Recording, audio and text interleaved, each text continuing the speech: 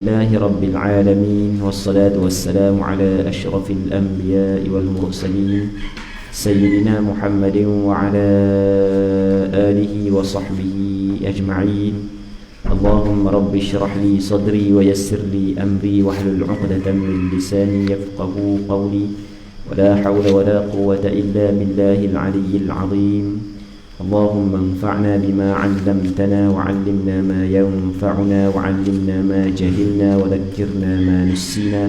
اللهم يسر ولا تعسر، رب تمم بالخير. اللهم افتح علينا فتوح العارفين، وفقنا توفيق الصالحين. اللهم لا سهل إلا ما جعلته سهلا، وأنت تجعل الحزن إذا شئت سهلا. InsyaAllah kita sambung balik pengajian kitab Perisai bagi Sekalian Mukallaf yang dikarang oleh Syekh Abdul Qadir Al-Mandili, ataupun kitab ini juga dinamakan sebagai simpulan imam atas mazhab salaf. Ia menjadi syarah kepada kitab Aqidah At-Tahawiyah yang dikarang oleh Imam Abu Ja'far At-Tahawi rahimahullahu subhanahu wa ta'ala, wa nafa'ana Allahu bi'ulumihi fid darain amin. Kita masuk kat berapa ya? 130.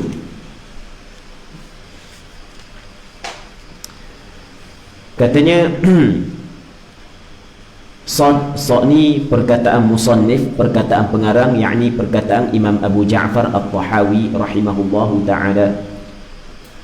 Wa nu'minu bil ba'thi wa jaza'il a'mali yawmal qiyamah wal 'ardi wal hisab wa qira'atil kitabi wal thawabi wal 'iqab was sirati wal mizan.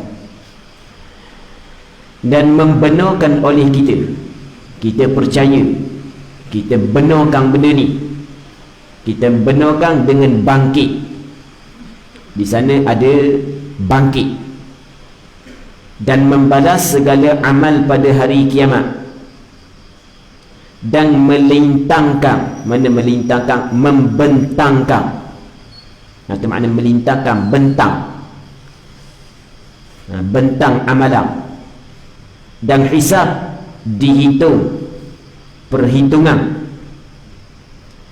Dan membaca suratan amalan, dan pahala dan seksa, dan titi dan neraca. Neraca ni timbangan. Jadi ini di antara perkara-perkara yang disebut sebahagiannya di dalam Al-Quranul Karim dan disebut di dalam hadis Nabi sallallahu alaihi wasallam. Jadi setiap perkara yang disebut dalam Al-Quran, di dalam hadis, maka kita kena percaya. Antara perkara yang disebut di dalam Al-Quran dan dalam hadis adalah bangkit. Di sana ada hari kebangkitan. Setelah daripada kita meninggal dunia, maka kita dibangkit kembali. Dan akidah inilah yang ditolak oleh musyrikin Mekah. Ketika Nabi sallallahu alaihi wasallam khabar bahawasanya kita akan dibangkit, mereka engkar. Sehingga kan Allah Subhanahu wa ta'ala khabar dalam Quran, za'amal ladhina kafaru an lan yub'athu qul bala wa rabbi latub'athunna thumma latunabba'unna bima 'amiltum. Orang-orang yang kufur menyangkakan bahawasanya mereka itu tidak dibangkit kembali. Kata orang ya Muhammad, bahkan demi Tuhanku, kamu akan dibangkit, kemudian kamu akan diceritakan dengan setiap perkara yang kamu amalkan dulu di atas dunia. Bila kau bangkit, hari kebangkitan, Allah Ta'ala lebih mengetahui. Hari kebangkitan Allah Ta'ala lebih mengetahui bila akan berlaku. Tok nenek moyang kita tak tahu lama mana dah yang duduk dalam kubur. Sekarang ni menanti hari kebangkitan. Di hari kebangkitan dia berlaku setelah daripada ataupun pada tiupan sangkakala yang kedua. Dia sebenarnya sangkakala ni ada dua pandangan. Ada kata tiupan sangkakala ada tiga. Ada kata berlaku dua kali. Ada dua kemungkinan kerana dalil daripada Al-Quran dan daripada hadis menunjuk bahawasanya mungkin 3, mungkin 2. Tapi yang pastinya tiupan sangkakala yang kedua adalah tiupan sangkakala yang akan membangkit semua sekali orang yang mati. Abu Hurairah pernah menceritakan bahawasanya Rasulullah bersabda, bainan nafkhatain arba'un, di antara 2 tiupan selama 40. Maka orang anak murid Abu Hurairah tanya, 40 bulan ke, 40 hari ke, 40 tahun ke? Kata Abu Hurairah, abaitu, aku enggan menetapkan perkara tersebut, kerana aku tidak berapa jelas Rasulullah 40 benda. Jadi aku ingat 40 je, 40 benda tak tahu. Lepas daripada cukup 40, maka akan berlaku tiupan sangkakala yang kedua. Maka ketika itu akan bangkit semua manusia daripada kubur-kubur mereka itu, pergi menuju kepada Allah Subhanahu wa taala. Yauma yaqumun nasu li rabbil alamin, pada hari bangun manusia kepada Tuhan sekalian alam. Itu makna bangkit. Muslimi muslimat yang dirahmati oleh Allah Subhanahu wa taala. Hak yang kita paling takut kena bangkit ni ya. Kalau tak ada bangkit benda dah mati macam ke binatang apa sekali, tak takut sikit pun. Tak takut pun. Sebab kita sebenarnya ada perhitungan. Apabila kita dibangkit, maka di sana ada yang dinamakan sebagai al-ard, bentangkan amalan, ada hisab, dihitungkan amalan kita, dikira belaka Allah, ni hak yang paling kita takut ni. Hak ni hak yang paling kita bimbang. Baik, okey, yang pertamanya bangkit dan membalas segala amal pada hari kiamat. Jadi amalan-amalan akan dibalas. Yang baik dibalas dengan baik, yang jahat akan dibalas dengan jahat. Cuma yang dimaksud yang jahat dibalas dengan jahat, kita kena faham, jangan kita pakai umum. Sebab dia sebenarnya ada hadis ataupun ayat Quran menyebut bahawasanya hak yang baik dibalas dengan baik, hak yang jahat dibalas dengan jahat, hak yang baik dibalas dengan baik, yang buruk dibalas dengan buruk. Tapi dalam masa yang sama ada beberapa dalil menyebut bahawasanya kalau bukan dosa syirik, Allah Subhanahu wa taala ampun untuk mereka hak yang Allah Taala kehendaki. Jadi yang baik dibalas dengan baik. Dia baik ni banyak. Baik yang paling besar sekali adalah beriman kepada Allah. Buruk yang paling besar sekali adalah syirik. Pastinya orang yang beriman kepada Allah akan dibalas dengan kebaikan. Mungkin dibalas dengan segera dan mungkin dibalas dengan lambat. Dengan segera, kalau sekiranya dia ada dosa, Allah Ta'ala ampun dosa mereka, Allah Ta'ala ampun dosa dia. Ataupun kebaikan dia lebih banyak daripada kejahatan dia. Tapi kalau banyak dosa dia daripada kebaikan dia, tetapi Allah Ta'ala tidak mengampun dia, maka Allah Subhanahu wa taala akan meletakkan dia ke dalam neraka Allah dengan kadar tempoh yang dikehendaki oleh Allah. Tapi pada penghujungnya dia akan keluar balik daripada neraka Allah Subhanahu wa taala. Kejahatan hak yang kata orang hak yang buat jahat dibalas dengan kejahatan, kalulah kejahatan itu melakukan syirik kepada Allah, kufur, hak tu jelas Allah Ta'ala mengharamkan neraka, mengharamkan syurga ke atasnya. Tetapi kalau kejahatan tu selain daripada syirik, maka dia masih lagi dalam dua. Kalau sekiranya Allah Ta'ala tidak ampun, maka dia akan diletakkan dalam neraka Allah sekadar kejahatan hak yang dibuat dan sekadar tempoh yang Allah Ta'ala kehendaki. Tapi pada penghujungnya dia akan dikeluarkan daripada neraka Allah Subhanahu wa taala. Baik, Muslimin muslimat yang dirahmati oleh Allah Subhanahu wa taala, dan membalas segala amal pada hari kiamat, dan melintangkan, membentangkan amalan kita akan dibentangkan. Lepas tu akan dia bentang lain, perhitungan amalan lain, baca suratan amalan lain, dibentangkan amalan, dideduhkan amalan-amalan kita. Baik, dan hisab ni maksudnya dihitungkan amalan. Namun di sana ada sebahagian daripada hamba Allah Subhanahu wa taala tidak dihisapkan oleh Allah. Di sana ada golongan yang masuk syurga tanpa hisap. Yang masuk syurga tanpa hisap. Antaranya adalah mereka adalah orang yang bertawakal kepada Allah Subhanahu wa taala. Orang yang tidak berpegang kepada sial. Ini disebut dalam hadis Rasulullah sallallahu alaihi wasallam. Ada 70,000 umatku masuk ke dalam syurga tanpa hisap terlebih dahulu. Baik. Dan antara sifat-sifat dia Mula apabila Rasul akan bawa lagu tu, maka sahabat pakai bincang, siapa golongan ni hak yang istimewa sangat ni? Adakah mereka hak yang tidak pernah melakukan syirik sebelumnya, ataupun siapa dia ni? Maka Rasul tu semula daripada rumah dia, Rasul tanya duk bincang apa benda. Kata sahabat, bincang hak yang Rasul akan bawa tadi lah. Kata Rasul, sifat dia antaranya adalah mereka itu yang bertawakal kepada Allah. Lepas tu mereka itu tidak berpegang kepada sial. Kan ada setengah orang pegang kepada sial kan, burung nitah, bewok nitah, dakwah lalu. Orang ni tidak berpegang kepada sial. Dan mereka itu la yastarquna wa la yarqun. Ini disebut dalam hadis. Mereka itu tidak melakukan ruqyah dan mereka itu tidak berruqyah. Dia tidak minta orang melakukan ruqyah kepada dia, dan dia tidak meruqyahkan orang lain. Maka di sini berlaku pula perbincangan. Dan apa pula Rasul kata lagu tu? Dia tidak meminta orang melakukan ruqyah, lepas tu dia tidak meruqyahkan orang lain. Maka ulama bincang, masalah ruqyah apakah hukum? Ternyata ada beberapa hadis. Ada hadis melarang melakukan ruqyah, ada hadis menyuruh melakukan ruqyah.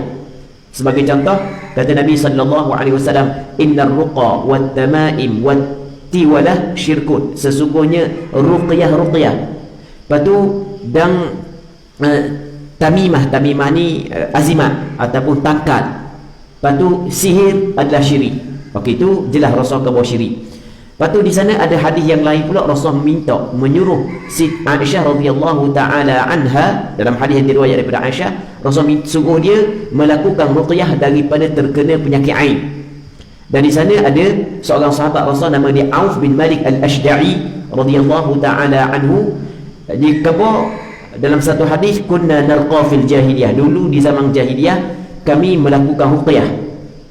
Lepas tu kami ditanya Rasulullah tentang ruqyah yang kami guna, kami baca zaman jahiliyah dulu. Kata Rasul, a'ridu alayya ruqakum, bentangkan ke atasku segala ruqyah yang kamu guna. Cuba kamu aku, cuba baca depan aku ruqyah, perkataan dia yang kamu guna.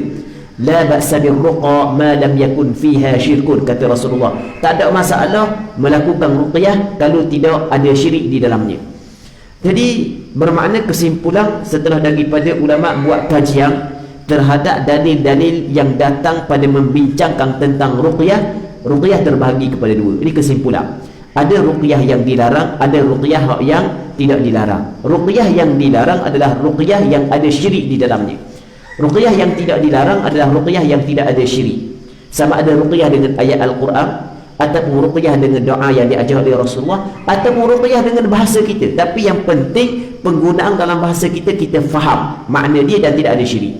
Bukan tak boleh ruqyah dalam bahasa kita, kita guna bahasa kita sendiri, tetapi dengan syarat jangan ada syirik dan difahami ungkapan tersebut. Maka tak ada masalah melakukan ruqyah dengan perkataan-perkataan itu. Jadi maka apabila kita faham hukum ruqyah dalam meletakkan golongan yang masuk syurga tanpa hisab, ulama berbeza pandangan. Ada sebahagian daripada ulama berpandangan bahawasanya yang dimaksud dengan tidak ruqyah dan tidak meminta orang melakukan ruqyah adalah ruqyah yang dilarang, ruqyah yang mengandungi syirik. Adapun ruqyah yang tidak dilarang, hak itu tidak menjadi masalah. Dia tidak menghalang untuk dia mendapat anugerah tersebut. Baik, namun ada juga sebahagian ulama hadis yang lain mengatakan tak kiralah ruqyah hak yang syirik ke, ruqyah yang tidak syirik ke, dia tidak lakukan ruqyah tersebut kerana dia bertawakal kepada Allah Subhanahu wa taala. Jadi berlaku khilaf. Cuma kita nak ceritanya di sana ada hisab. Yang mana ada sebahagian daripada hamba Allah Subhanahu wa taala akan terselamat daripada hisab. Dia tidak dihisabkan. Tidak dihisabkan. Allah muslimin muslimat yang dirahmati oleh Allah Subhanahu wa taala. Dihisab ni memang benda yang susah lah, benda yang susah. Kita buat contoh lah, kalau kita nak masuk negara orang, kita nak masuk negara orang, tiba-tiba kita kena tahap, tak boleh nak masuk kat sekarang. Kita buat contoh, kita pergi Mekah lah, kita buat contoh kita pergi Mekah, kena tahan, tak boleh nak masuk dak sekarang. Banyak soal siasat, habis kena duduk dalam bilik dia, bilik soal siasat 2-3 jam. Orang ni masuk, orang ni masuk, orang ni masuk. Ini kita buat contoh, jalan mudah. Ambil contoh tu sebab benda yang pernah kita kena. Kalau misalnya siasatan polis sini kita tak pernah kena lagi. Maksudnya nasallallahu salamatul afiyah, kita pernah kena. Ingat tak orang? Tak lepas kita. Giok sebab dia tengok jagut masa tu zaman IC tengah kuat. Orang lain lepas belaka. Hamba tak lepas tak sekarang, kena pegang. Tapi lama tengok, dia tengok muka hamba macam gak Abu Bakar Al-Baghdadi kan, dia kuat ni tak tahu pemimpin IC ke mana. Muncul lepas dia terlepas. Tak lepas tak sekarang. Jadi kan susah orang. Orang lain pergi belaka dah, kita tak pergi. Kalau hak susah lagi, hak pernah berlaku. Mutawih bawa orang, ahli jemaah lepas, mutawih dah lepas. Dah ahli jemaah tak tahu sorak nak pergi mana, dah ke selok. Selok dan pernah handle satu masalah. Mutawih dia kena tahan, dia nak pergi. Hamba bawa jemaah lain. Mutawih dia suruh hamba tolong cari. Tolong kamu gimana hamba dah lepas. Ada masalah pasport. Jack. Allah Rabbi, tapi dia 2-3 jam tu lepas dia. Jangan susah kita. Kita duk fikir hak orang lagi, duk fikir hak kita lagi, nak jawab soalan lagi. Baik. Muslimin muslimat yang dirahmati oleh Allah Subhanahu wa taala. Tu baru hisab atas dunia, tidak hisab di akhirat. Hisab di akhirat ni Allah Taala yang hisab. Yang Tuhan yang mengetahui perkara yang zahir dan perkara yang sembunyi. Sebagaimana dia mengetahui perkara yang zahir, dia mengetahui perkara yang sembunyi. Sebagaimana dia tahu perkara yang besar, dia tahu perkara yang kecil. Semua benda ditulis. Muslimin muslimat yang dirahmati oleh Allah Subhanahu wa taala. Seterusnya, dan membaca suratan amalan. Kita akan baca suratan amalan kita. Dan masa baca tu Allah Rabbi pakat takut belaka. Tambah-tambah orang yang melakukan dosa. Sehingga kan Allah Ta'ala kabur dalam Quran, wa wudi'al kitab, diletakkan buku suratan amalan. Setiap kita ada buku suratan amalan, diletak depan. Fataral mujrimina mushfiqina mimma fih. Mu akan tengok wahai Muhammad, orang yang berdosa, orang yang bersalah pada hari itu takut dengan apa yang ada di dalam buku suratan tersebut. Dia orang yang buat jahat, orang yang buat salah memang takut lah. Sudahlah, memang aku buat salah, takut lah. Orang yang ada buat salah tak takut. Tapi orang yang buat salah pun takut ada salah juga. Ada orang yang ada buat salah pun mari takut juga. Apatah lagi orang yang buat salah. Sebab Allah Ta'ala kata, fataral mujrimina mushfiqina mimma fi. Orang yang melakukan salah takut terhadap apa yang ada dalam buku suratan tersebut. Lepas tu benda lagi Allah Ta'ala kata, wa yaqulun, lalu mereka itu berkata, ya wailatana, celaka dah kami. Ma li hadzal kitab, lepas dia baca, ma li hadzal kitab, buku benda ni, suratan benda ni, la yughadiru saghiratan wala kabiratan illa ahsaha. Benda yang kecil, benda yang besar ada belaka dalam. Tak seka-seka benda ni ada kau. Wa wajadu ma 'amilu hadira, dan mereka itu mendapati setiap apa yang mereka itu amalkan dulu ada belaka dalam tu. Wala yadhlimu rabbuka ahada, Allah Ta'ala tidak menzalimi seorang pun. Allah Rabbi, hak ni hak yang paling kita takut. Tapi kalau kita tengok dalam hadis yang lain pula, siapa di kalangan manusia yang tidak melakukan kesilapan dan kesalahan? Tak ada seorang. Tak ada seorang pun. Sama ada dia saat ni itu ustaz ke tidak ke, sama ada dia itu guru ke, syekh ke tidak ke, semuanya tidak terlepas daripada melakukan kesilapan dan kesalahan. Semuanya terdedah kepada kesalahan dan kesilapan, melainkan para nabi dan para rasul. Tak ada orang yang terselamat daripada melakukan kesalahan. Tak ada. Nabi SAW menyebut dalam satu hadis, kullu bni adam khata', setiap anak Adam khata'. Dia khata' ni kalau kita belajar bahasa Arab, nama dia sirah mubadarah, lafaz yang menunjuk di atas banyak melakukan kesalahan. Dengan maksiat zahir lagi, maksiat batin, maksiat hati, maksiat anggota ni banyak kita. Siapa yang di kalangan kita yang tidak melakukan kesilapan? Baik, cuma kita tengok maghfirah Allah, keampunan Allah, rahmat Allah Ta'ala telah luas untuk kita. Teruk mana kesilapan kita, teruk mana kesalahan kita, cukup kita bertaubat, kita beristighfar, kita mengharapkan pengampunan daripada Allah, Allah Ta'ala pun belaka. Tapi yang penting dosa kita dengan Allah. Kalau dosa dengan anak Adam, mesti kita kena minta maaf. Sehingga kan Allah Ta'ala kabur dalam hadis Qudsi, ya ibn Adam, wahai anak Adam, innaka ma da'awtani wa rajautani ghafartu laka ala ma kana minka wa la ubali. Wahai anak Adam, selama mana mu mengharapkan aku dan berdoa kepada aku akan ampun segala benda yang mu buat. Aku tak era sikit pun, wala ubali, aku dah era sikit pun aku tidak peduli. Kalau yang penting dua perkara, mengharapkan daripada aku dan berdoa kepada aku. Allahu Rabbi. Dalam satu hadis kata Nabi sallallahu alaihi wasallam, orang mukmin, al-mukmin yamutu bi'arqil jabin. Al-mukmin yamutu bi'arqil jabin. Maksud dia, orang beriman mati dengan peluh yang ada di dahi. Ni disebut dalam satu hadis. Maksudnya peluh di dahi, maksud dia peluh di dahi, ulama berbeza pandangan. Ada kata peluh sungguh, maksudnya dahi peluh.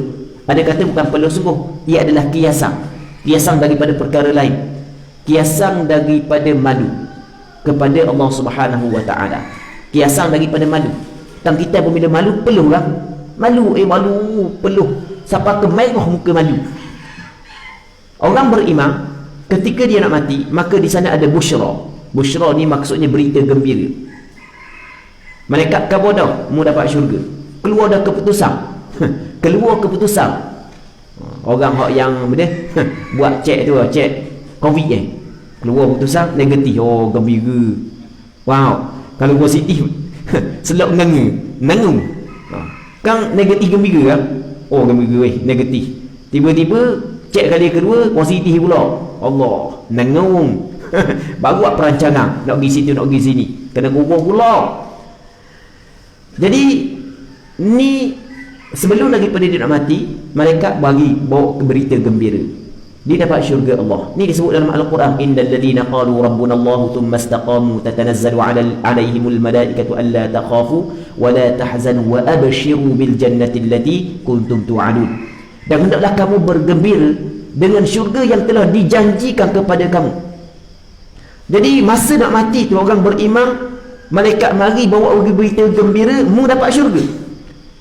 Dalam masa yang sama dia melihat kepada kebaikan yang dia buat sikit, kejahatan yang dia buat banyak, maka akhirnya timbul perasaan malu. Muslimin muslimat yang dirahmati oleh Allah Subhanahu wa taala. Jadi benda yang kita nak khabar, tidak ada di kalangan kita yang terlepas daripada melakukan kejahatan. Dan pastinya kita bukan nabi, kita bukan rasul melakukan keburukan, kejahatan. Tapi rahmat Allah, maghfirah Allah Ta'ala cukup luas untuk kita. Baik.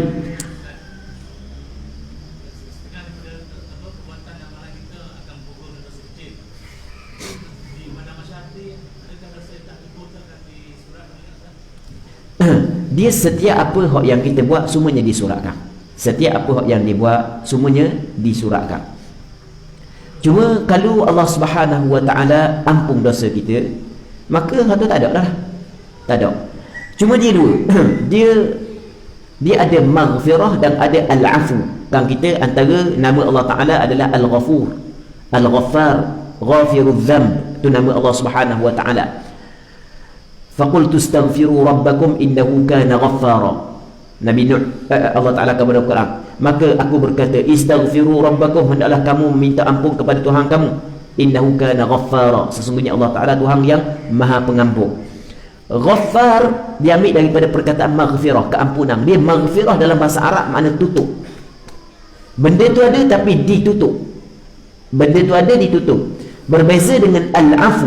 Kan kita antara doa yang kita baca pada bulan Ramadan, Allahumma innaka afuwun karimun tuhibbul afwa fa'fu anna.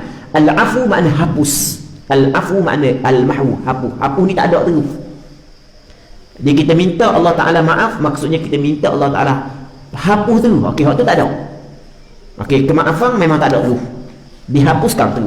Manakala maghfirah ditutup. Benda tu ada tapi ditutup. Baik. Apakah kelebihan kita minta ampun kepada Allah Subhanahu wa taala? Kelebihannya antaranya adalah kita bersyukur. Ketika kita melakukan kesalahan, tiba-tiba Allah Ta'ala tidak membalas kesalahan yang kita buat, maka kita bersyukur kepada Allah Subhanahu wa taala. Baik. Nah, jadi benda tu ditulis. Benda tu tetap ada. Cuma ada sebahagian daripada kejahatan yang kita buat terus dihapuskan.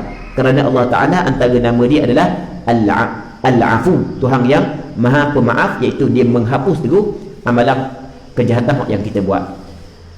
Semoga Allah Ta'ala mengampuni kita. Katanya, dan membaca suratan amalan. Baca suratan amalan. Dan pahala, di sana ada pahala. Dan seksa, di sana ada seksa. Dan titi ni titi yang sirat. Tak samalah orang yang berada di atas titi yang sirat. Dan neraca, di sana ada timbangan amalan.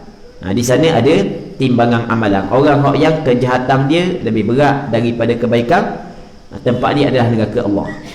Manakala orang yang kebaikan dia lebih berat daripada kejahatan, maka tempat dia adalah syurga Allah Subhanahu wa ta'ala. Baik. Seterusnya, katanya Sying adalah perkataan Syekh Abdul Qadir Al-Mandili, syarah. Dan wajib atas setiap mukallaf, wajib atas sekalian mukallaf. Wajib dia ni dipanggil wajib aini, fardu ain. Menjadi kewajipan ke atas setiap mukallaf bahawa membenarkan ia. Hati dia kena membenar, kena percaya, kena pegang kemah keming dengan bangkit pada hari kiamat. Dan Allah Subhanahu wa ta'ala, Tuhan yang menjadikan kita daripada tiada, kosong kepada ada, amat berkuasa mengembalikan benda yang telah ada kepada ada. Dia kita dibangkit ni sebenarnya benda ada dah, lepas tu dibangkit semula. Allah Ta'ala Tuhan yang amat maha berkuasa menciptakan kita daripada tak ada benda kepada ada. Dia lebih berkuasa mengembalikan hak yang telah ada kepada ada. Katanya, dikehendaki dengan bangkit itu adalah menghidupkan sekalian yang mati, mengeluarkan mereka itu dari dalam kubur mereka. Hak yang dikuburkan dikeluarkan daripada kubur mereka. Hak yang tidak dikuburkan dikeluarkan, dibangkitkan juga mereka. Kemudian daripada dihimpunkan segala juzuk bagi badan mereka itu yang berkekalan sampai mati. Sekalipun semua badan-badan dia, hak yang ada pada dia akan dikumpulkan balik. Sekalipun dipotong masa hidupnya seperti tangan, bersalahan seperti kuku. Tangan ni hak yang hilang, kaki dia hak hilang, kecil manis dan seumpamanya, nasallallahu salamata wal afiyah, akan kembali semula. Apabila dia mati akan tumbuh balik, akan kembali semula. Berbeza seperti kuku. Kuku dak lah, daripada yang tiada berkekalan hingga sampai mati. Benda yang tidak kekal sampai ke mati, hak tu tidak kembali semula. Bukan bakit sana kuku panjang macam tu raya tu, bukan. Telah berfirman oleh Allah Subhanahu wa ta'ala, za'amal ladhina kafaru an lan yub'athu qul bala wa rabbi latub'athunna thumma latunabba'unna bima 'amiltum wa dhalika 'ala Allah yasir. Artinya, menyangka oleh mereka yang kafir akan bahawasanya tiada dibangkitkan akan mereka itu. Berkata olehmu, hai Rasulullah, kabar kepada dia wahai Muhammad, bahkan demi Tuhan yang menjadikan akan daku, lagi dibangkitkan akan kamu. Kemudian dikhabarkan akan kamu, diceritakan akan kamu dengan barang yang telah kamu kerjakan di dalam dunia. Semua benda yang membuat akan diberitahu semula. Dan demikian itu bangkit dan mengkhabarkan amal kamu itu sangat mudah atas Allah Ta'ala. Bangkit kembali cerita tentang amalan hak yang buat memang cukup mudah atas Allah Ta'ala, kerana Tuhan yang maha berkuasa, Tuhan yang maha mengetahui. Dan firman-Nya Allah, thumma innakum yaumal qiyamati tub'atsun. Artinya kemudian bahawasanya kamu kemudian daripada yang tersebut, daripada segala pekerjaan yang dihairankan pada hari kiamat, pada ketika tiup serunai sangkakala yang kedua, dibangkitkan kamu kerana hisab dan membalas amalan kamu. Kamu akan dibangkit untuk dihitungkan amalan kamu, dihisab dan dibalaskan amalan kamu. Katanya, dan wajib pula atas kita sekalian yang akil balik mengiktiqatkan dan membenarkan akan membalas segala amal pada hari kiamat. Saat dibangkit, amal kita akan dibalas. Telah berfirman oleh Allah Subhanahu wa ta'ala, maliki yaumiddin. Artinya Tuhan yang mempunyai segala pekerjaan, semuanya pada hari membalas dengan pahala bagi sekalian yang beriman dan membalas dengan seksa bagi sekalian yang kafir. Allah Ta'ala yang memiliki hari pembalasan. Allah Ta'ala yang memiliki hari pembalasan. dan membalas dengan seksa bagi sekalian yang kafir, dan iaitu hari kiamat. Dan firman-Nya Allah, yauma idzin yuwaffihimullahu dinahumul haqq, artinya pada hari itu, artinya pada hari mengsaksikan atas mereka itu oleh segala lidah mereka itu dan tangan mereka itu dan kaki mereka itu dengan barang yang ada mereka itu mengerjakan.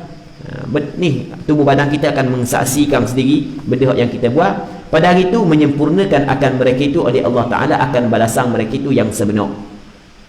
Artinya membalas, ya Allah akan mereka itu akan balasan yang patut padang dengan mereka itu. Dan bersabda Nabi SAW pada barang yang mencerita ia akan dia daripada Tuhannya yang maha mulia. Ini panggil hadiah kursi, lagi maha besar. Hei sekalian hamba-Ku, hanya senya ia segala amal kamu, aku pelihara akan dia bagi kamu dengan pengetahuanku dan malaikatku al-hafazah. Kemudian aku sempurnakan kamu akan dia. Artinya aku berikan kamu akan balasan cukup lagi sempurna. Menceritakan akan dia akan hadis ini oleh Imam Muslim daripada Abi Dzar radhiyallahu anhu. Di hadis ini dinamakan sebagai hadis musalsal bid dimashqiyin. Hadis musalsal bid dimashqiyin, maksud dari hadis musalsal bid dimashqiyin, hadis ini adalah hadis yang bertalian dengan penduduk Dimashq. Hadis ini bertalian, berantai-rantai dengan penduduk Dimashq. Dan tidak ada hadis yang lebih mulia kepada penduduk Syam melainkan hadis ini. Ambil sebagai contoh.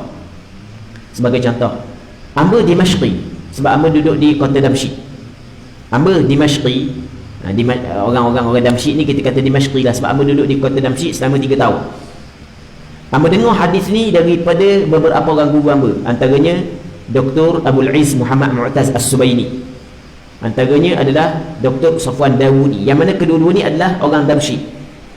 Yang mana guru Amr ni dia dengar daripada guru dia hadis ni. Guru dia juga orang Damsyik.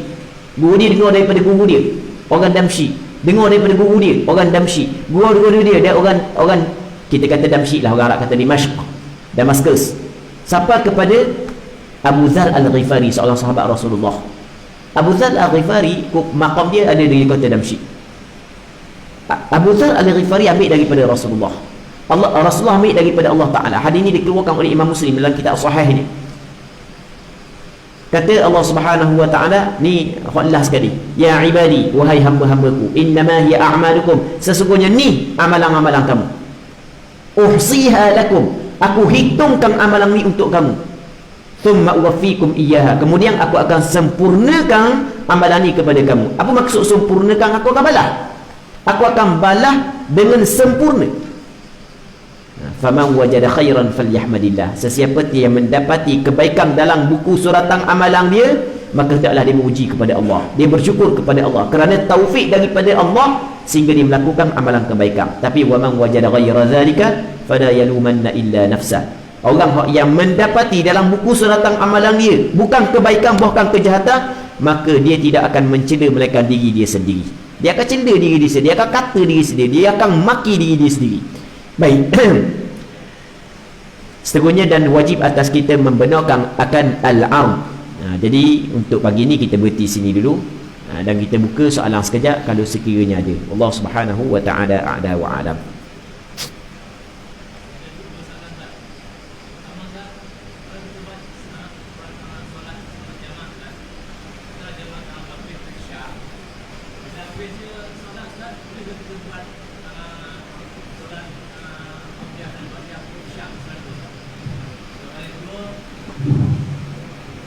Soalan kedua Ustaz, kalau kita sembahyang berjemaah, imam rakaat yang kedua sepatutnya dia tahiyat awal, tapi dia bangun Ustaz. Jadi kita nak tahu hak bangun juga hak bangun itu yang mana yang tak berhak atau sembahyang itu dia turun balik Ustaz. Itu dia soalan. Baik. Soalan kedua ada apa jelas? Soalan kedua Ustaz, kalau macam kita sembahyang imam sebenarnya dia sepertinya orang dulu dia bangun untuk tahiyat awal, tapi dia bangun Ustaz, dia bangun. Jadi kita nak tahu, salah saya nak tahu tahap mana yang dia bangun tu yang kedua balik yang tak berbatal sembahyang. Okey, kita jawab soalan yang pertama dulu sebab bolong Ambo tak apa dengar. Nanti soalan pertama Ambo jawab dulu lah. Berkenaan dengan masalah sembahyang sunat rawatib bagi orang yang melakukan jamak, adakah dituntut ataupun tidak? Sembahyang sunat rawatib bagi orang yang melakukan sembahyang jamak ketika bermusafir, adakah ditutup ataupun tidak? Menurut pandangan mazhab Imam Syafi'i, bagi orang yang bermusafir yang melakukan sembahyang jamak, ditutup dia melakukan sembahyang sunat rawatib. Dalam kitab Al-Majmu' Syarah Muhadzab, Imam Nawawi menyebut qala ashabuna yustahabbu salatun nawafil fi safar sawa'un ar-rawatib ma'al fara'id wa ghairiha. Maksudnya ulama-ulama dalam mazhab Imam Syafi'i berpandangan bahawasanya disunatkan sembahyang sunat ketika bermusafir, sama ada sembahyang sunat itu adalah sembahyang sunat rawatib bersama dengan sembahyang fardu dan selain daripadanya.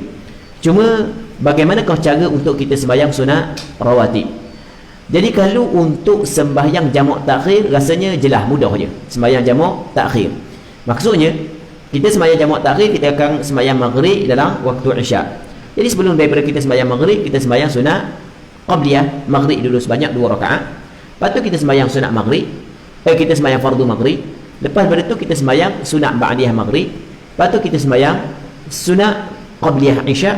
Lepas tu kita sembahyang fardu isyak. Lepas tu kita sembahyang sunat ba'diyah isyak. Itu jelas. Sebab sembahyang jamak takhir tidak disyaratkan muwala' di antara sembahyang pertama dengan sembahyang kedua. Ia tidak disyaratkan muwala'. Berbeza dengan jamak taqdim. Jamak taqdim ia kena muwala'. Maksudnya lepas daripada sembahyang maghrib kena sembahyang isyak lalu. Jamak takhir tak? Jamak takhir lepas daripada sembahyang maghrib kita nak isap rokok dulu. Bukan nak suruh isap rokok, amu nak isap rokok. Contoh. Kita buat contoh. Zaman kita ni kan, biasa kita duduk golong dulu apa semua sekali. Contoh je. Amu nak isap rokok.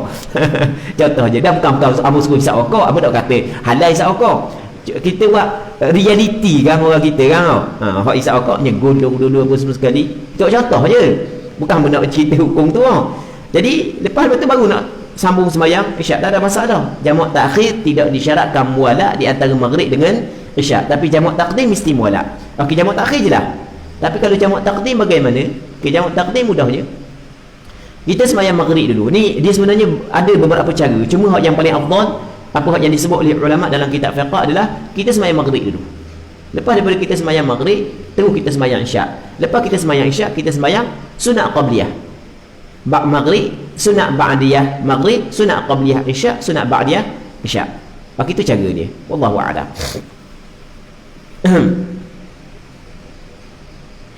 Okey, soalan yang kedua kan ni ada dengar tadi.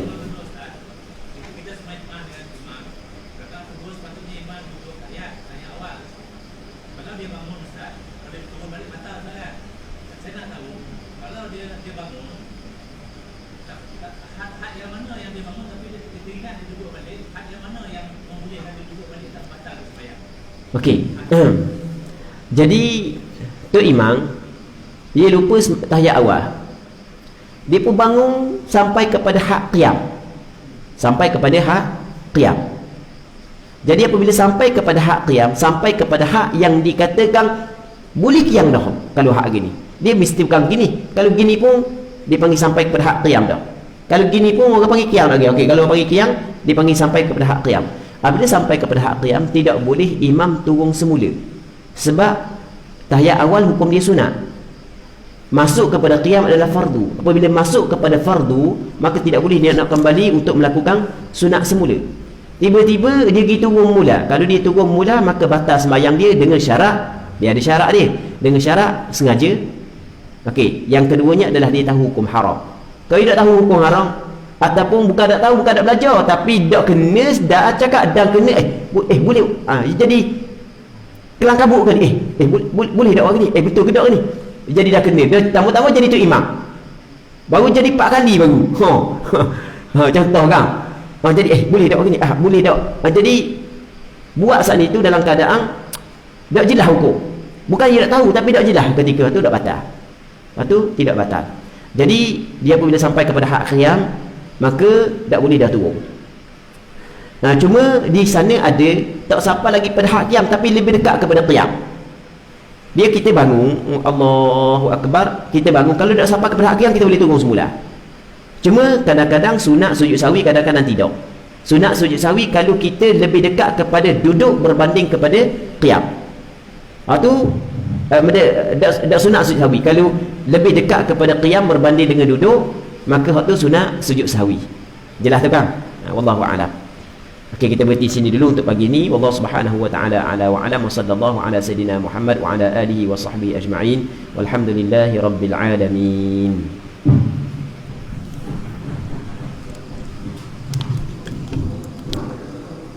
Alhamdulillah.